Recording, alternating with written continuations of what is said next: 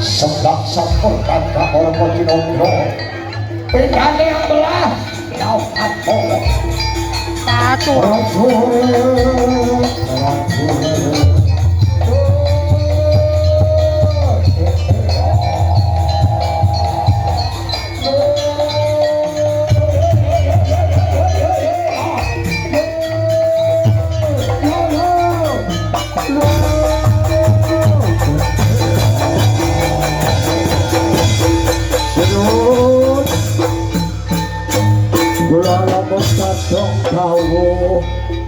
Rekana mati irit sangyo Marwadya kala ngaturaken sungkem pangabekti mugi kunjuk ngarsa Sinuwun Cakrewati dawuh Riko minungku warangkan ingsun Riko minungku tatungguling brojo leres kawuh damai budaya cendol cendol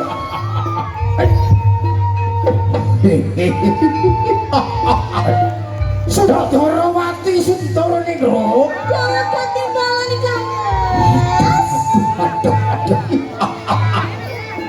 dino iki diajak ya pripun Kang Mas kaya kaluberan segara mantu mari basami mula bakti yuda dento jaya nata dawuh katimalan Sinuwun saja dina iki ado tawe tetap panjenengan ingsun raketake coba ngidingake oh ing kalenggan menika ingkang wedhara sabda kula nangkul kanjeng sawisane karmo tawartakno warana dulur sagad kene teh Sinuwun nek dame budaya dina iki tinar buka tepuk tangan sorak oh segera oh sekilas info nek jaranan liya-liya jam 4 jam 5 bubar wah pekaten Sinuwun dina iki kanggo dulure dhewe Mas Mari ya Di dame budaya bakal tak bubarake jam 10 terus niku pripun critane Sinuwun Mas Mari kok tambah 5 kok katon sumberane ra cuma kene waduh Sudrawati menika kok kadya indah Sulistya warna Sinuwun ayu tenan dia Sudrawati garwane sapa ini kok gedhe ayu tenan dulur-dulur kene padha alok diajeng sing dadi jagal api lawa kuwi wonge ganteng kaya Danang artis kadene ganteng tenan kok dia.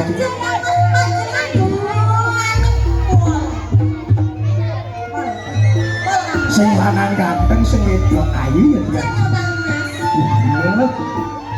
Itu apa enggak? Oh. Ropo sedulur. Kok kula nggih pengen semprot. Nggih, saudara mancing ana Taman Sari itu lho sauntung.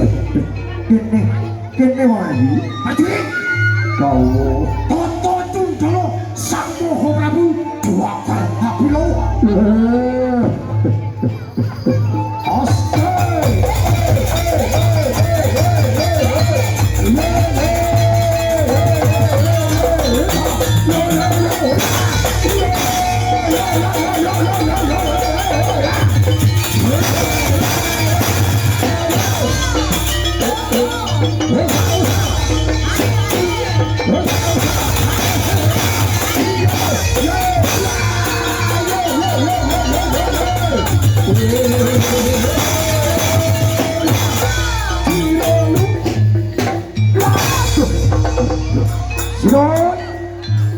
Sapa karana apa sanggunging prajurit Tirun Marut kaperbawan solah paduka sedulur. Kok menewang kalpatane kula nyuwun sih saputra pangaksadi ngarsa dalem sedulur. Mati. Bau bathuk. Ampun sedulur. Kamu ode sih. Damai budaya. Kawujudane tontonan bisa kanggo contoh kanggo tuntutan ucap cilik leres dawuh paduka perlu diketahui ya sibut sesuk tanggal 29 Damai budaya main nang Tegal Dilibat dicatet nggih matur balun sibut tanggal 30 nggih 30 Damai budaya main nang telah diajakan sak lore pelilangan. Tepuk tangan selama yang ini gue Damai budaya. Sing tanggal loro tanggal 2 Agustus. Siapa itu mau kok sing tanggal 6 menika sudah. Sing tanggal 6 wis dadi. Oke. Kuwi kata Purwoharjo sak kulone lapangan. Wah, lho rungokno lho. Damai budaya. Kalau lagi dilengeni Kang Mas Prabu jagal habis ana dong dawuh paduka sidul.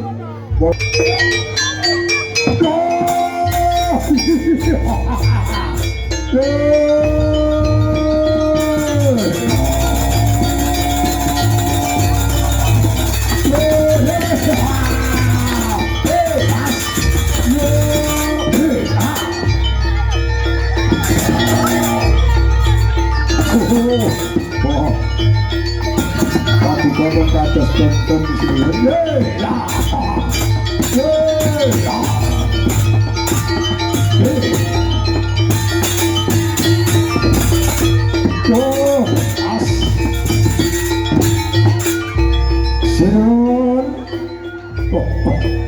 Bong raos manah atine begitu. Dino iki bakar yang buli cek numpuk. Mas Gatot Endro dina iku ya rawuh. Wah, samenika sedulur. Mulung. Pasir kan aku tak kira wis cukup. Wah, jono dina iki aku ngono ati. Bedah negara jebarake jajan. Enggal gak menika suci.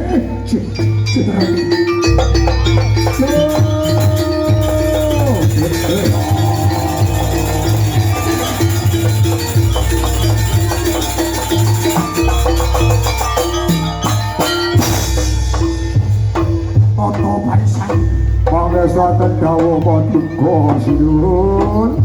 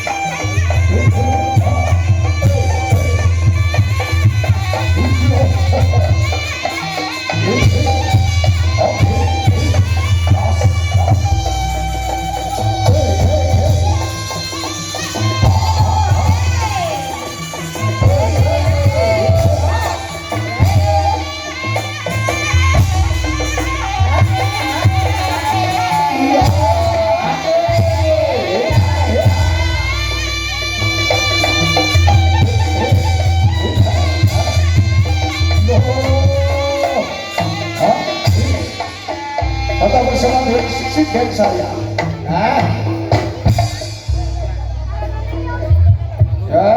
Tok manut ora atune, manut ora atune.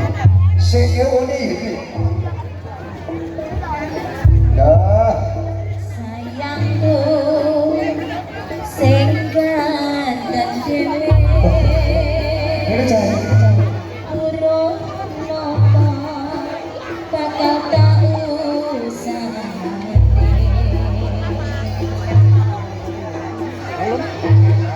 Oh, gue dalam tantangan nih. Oh, gue dalam tantangan nih.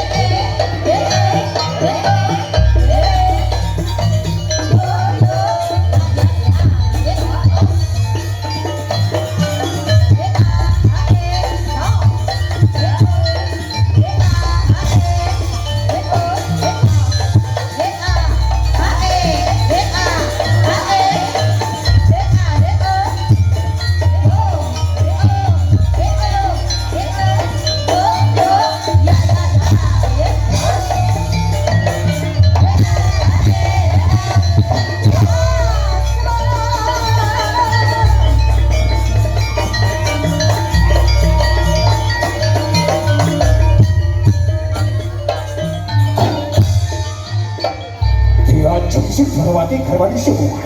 Jangan undangan Kang Mas.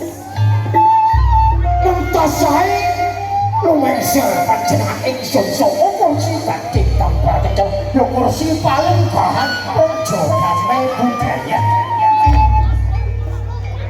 Ana salah siji prajurit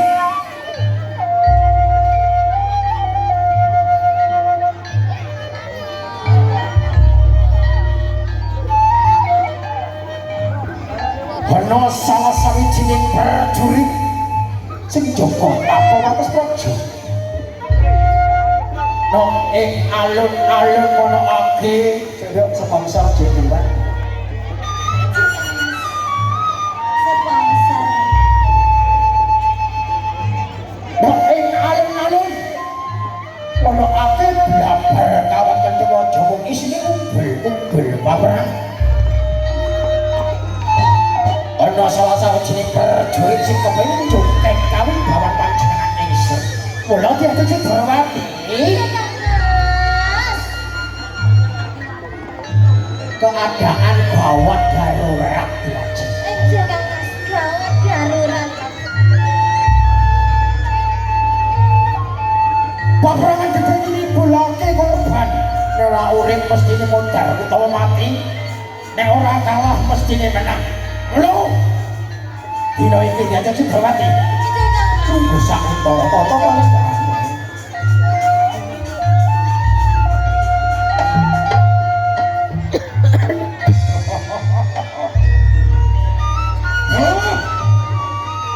Sinuwun Prabu Kang Mas Sagala Bilo ana waran kok remah cocok lho lho iya ya Cak Madura ya ngomong Cak Madura tak acting ya Cak Madura tak tau nang meneh tak tau binik nang kok mun binik area kamandan kok kaya gimana Sinuwun Kang Mas Prabu Sagala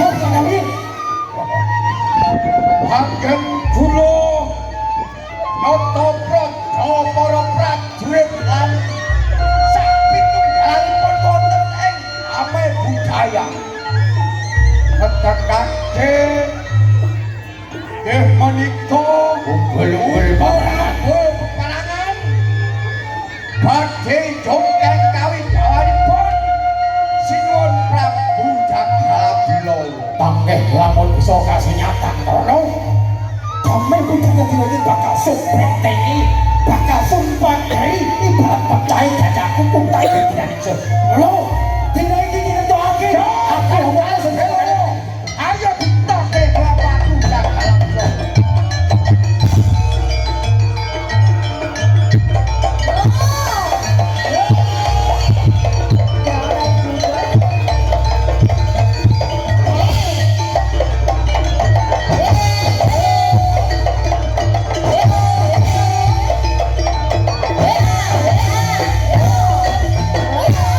Yeah.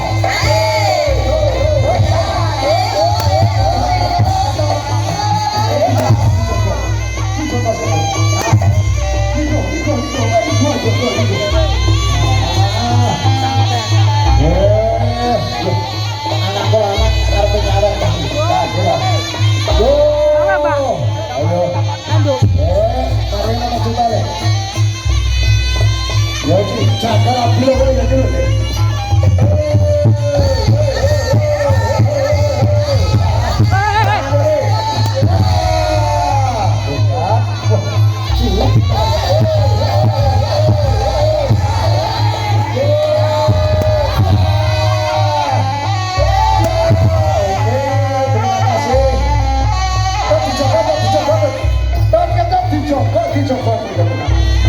Ah, terima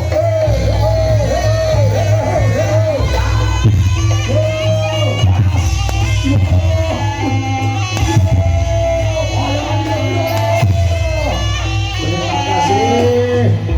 Olas ke Bapak ya, jaga lawan.